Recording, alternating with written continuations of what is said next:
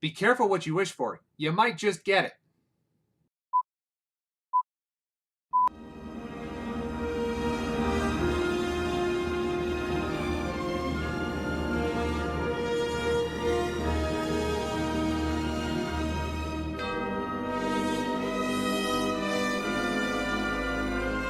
Hello, movie lovers, and welcome to Movie Notions. I'm trying to review one classic film a week for the entire year of 2018, and this week's film is the classic The Wizard of Oz, released in 1939, starring Judy Garland. Yes, that Wizard of Oz. Now, I know that most of you have probably seen The Wizard of Oz. I know that you know exactly what The Wizard of Oz is all about. You probably know all the songs by heart, especially the main ones, the Over the Rainbows, the If I Only Had a Brain. So I'm really not going to be able to bring too much to the table when it comes to something new on that. But what I can do is I can talk to you a little bit about what this movie means to me and what it means sort of in the historical context of movies. So let's get right into it. For those of you that haven't seen it, I'm just going to go over a quick synopsis. Basically, there's this girl by the name of Dorothy. She lives in Kansas, and she feels like she doesn't fit in, so she runs away. And then there's a tornado. She goes to this magical land of Oz where a lot of things happen to her. A lot of magical things you can't really explain normally. And then we go through and we have all these really fun songs that everybody knows and loves and everything. So make sure you check that out. But that's my quick synopsis. Okay, moving on from that, let's talk a little bit about the performance itself. It's a classic movie. It has always been in the top 10 list. I think it was number 6 the last time they did the top 100 movies. So it's obviously a great movie by all standpoints. For the younger ones, especially younger boys, it can be kind of girlish. I personally did not like this movie when I was younger. It was one of my sister's favorites. She enjoyed watching it, and I was very annoyed by the fact that she always enjoyed watching it. So I got her back by watching movies such as The Great Mouse Detective and Star Wars, which she really didn't like. And, you know, whatever. As sibling rivalry, it happens like that. But when it comes to the actual storytelling, the fact that they use both black and white and color, let's talk a little bit about that first.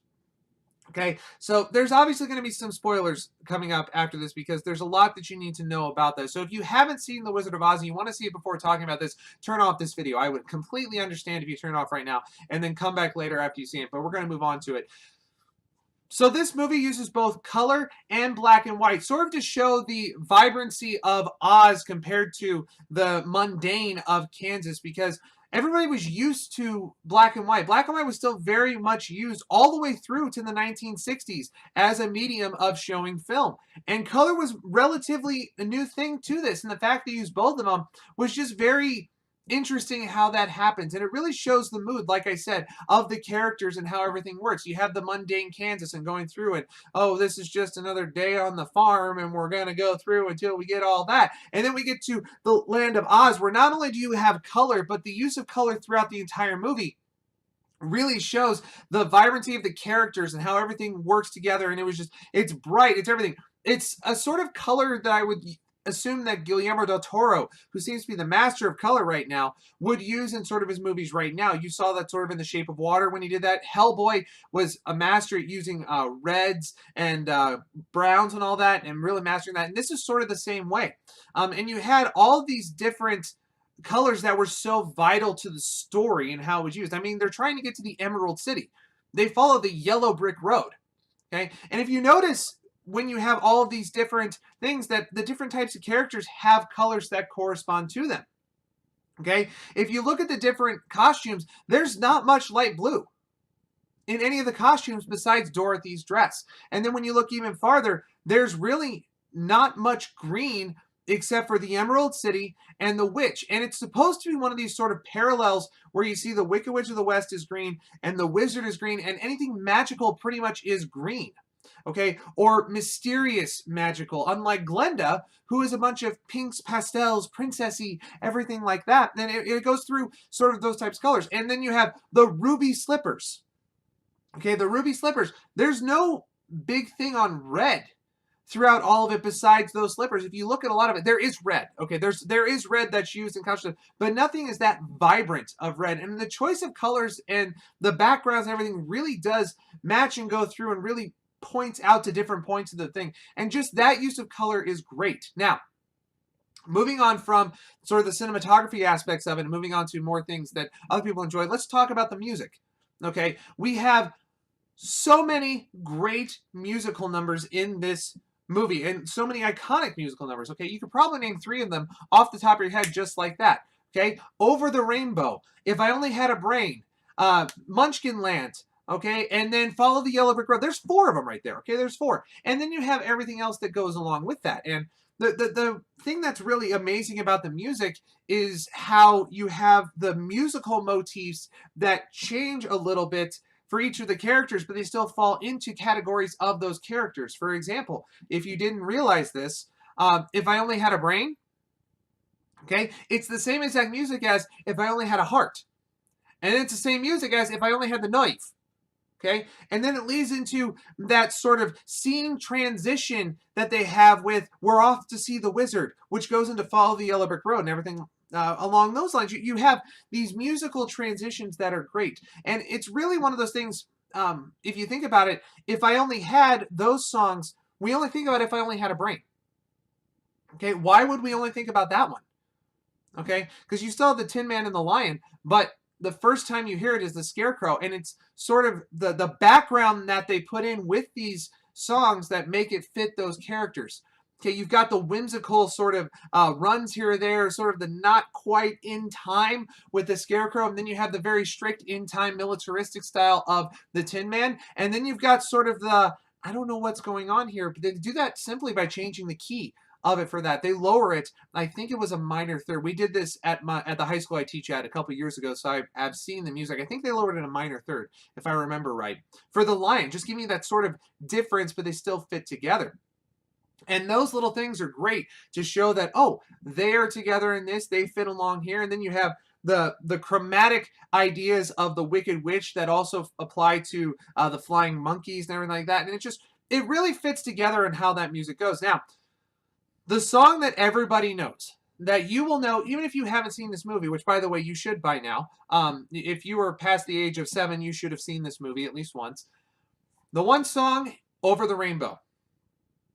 First off, funny story, it almost didn't make it into the film. They thought it didn't really fit. They wanted to really bring the Kansas side and the Oz side and make them completely different. So they didn't even want a song in the Kansas side of the story. They wanted it to be nothing, plain, nada, and then all of a sudden they were at Oz, and not only are there vibrant colors, just like we talked about, but it would have done the same thing with the music. Ultimately, they decided, okay, we need something here. It is a musical. We need to set that up, and we need sort of a hook here. What they did not realize is when they add that hook, which is Over the Rainbow of Dorothy dreaming of this other place, that it would become the most recorded song of all time. There has been no song ever that has been recorded as much as this one with different versions. I've heard so many of these. I've played so many of these. There's 5 or 6 marching band arrangements alone that we could use, not to count the ones for concert band or jazz band or anything else along those lines. They have so many different things just in the band side, and then you have all the recordings of it and how everybody can do a recording of that and how they use it so much. It's such an iconic song. And it almost didn't make it in the movie. It's very, very interesting how all of that works. But anyway, moving on to the last part of this, I want to talk a little about the accolades. Now, for a movie that is so high up on the standards of everybody else, there are a lot of things that people don't get with this movie. And one of them is that it was only nominated for 6 Academy Awards. Okay, it was nominated for Best Picture, Best Cinematography for Color. Okay, so they assumed that since there was mostly color in this, that the black and white didn't really count, so it was on the color side of it for that. Best Art Direction, we talked about that, and Best Special Effects. Now, 1939, I'm not exactly sure what else came out of that time. I'll put a few of them down there, and what else would have beaten them on stuff like that. But those 4, they did not win anything. Where they did win came from the music.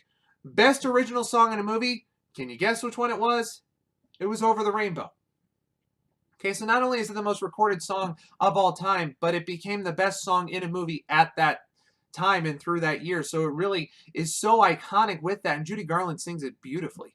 I mean, she has such a beautiful mezzo-soprano / alto type belting voice. It's just gorgeous. And then it also won Best Academy Award for Original Score. So the entire music of the whole thing won that Academy Award, and then that individual song also won. We see that a lot of days now as well. But that's sort of the way that this entire movie goes. Just a brilliant artistic movie that is not only a great watch and a great movie, but it's also actually very family friendly. There's a few sort of scarier parts if you have younger ones. Like my sister screamed at the Wicked Witch of the West the first time that we watched it, but she got over that really quick. Like I don't know, like 5 minutes after that. But it did scare her a little bit. But anyway, that is The Wizard of Oz. The Wizard of Oz left me happy and nostalgic. Hashtag ding dong, the witch is dead. Hashtag there's no place like home. Hey guys, so I know this was a little bit of a long one, a little bit different, going more into the background of stuff, but that actually I'm finding more and more that that's what I enjoy most about these movies. And I've also watched a lot of reviews and everything, and the things I was saying, everybody says. It talks about sort of these movies and everything, and I just want to appreciate and do other things beyond that. So talking about the historical aspects of it, the production aspects of it, it's really a lot more for me to do that. So I think that a lot of these are going to be that way as well until we get into movies that maybe aren't exactly the most well-known or everything like that. So anyways, if you do enjoy this, please be sure to drop a like down below and comment on what you thought of The Wizard of Oz. I'd love to hear other people's opinions, especially if you have a negative opinion. I haven't heard many people that have a negative opinion of this movie besides it's boring or it's made for girls or why am I still watching? Beyond that, I really don't know of actual negative points. So if you could drop comments on there like that. And if you're new here, go ahead and subscribe because like I said, I'm going to be doing a video like this every week. Normally coming on Sundays. This one's a day late because I got a little bit busy, but I will get back to Sundays. Anyway, guys, thanks for watching. God bless all of you. And that's a wrap.